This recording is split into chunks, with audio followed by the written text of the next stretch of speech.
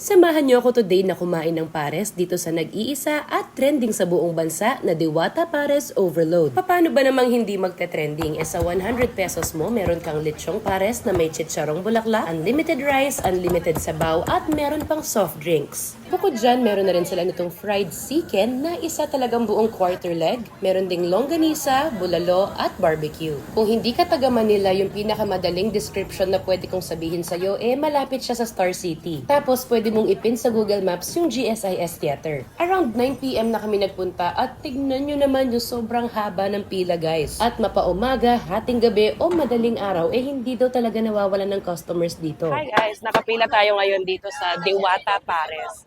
It's almost my turn. So, considering how long the line is, tapos parang 10 minutes lang ako nakapila. Not bad. So, ito yung una yung bibigay sa'yo. Yung lechong kawali at yung chicharong bulaklak. Tapos ibibigay mo tong card na to doon sa nagbibigay ng soft drinks. Tapos pagka magpaparefill sila, saan sila pupunta? Pipila ulit doon. Dito na lang. Okay. Meron na tayo ng rice, tsaka ng pares. Hahanap naman tayo ng mauupuan. Medyo struggle nga rin lang makahanap ng pwesto kasi tignan nyo naman yung dami ng tao. And then sa bawat table, meron na rin condiments so you can put as much as you want.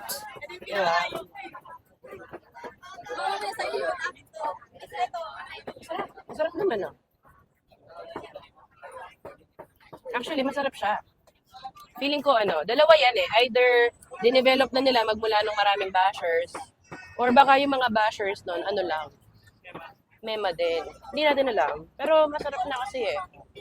Okay.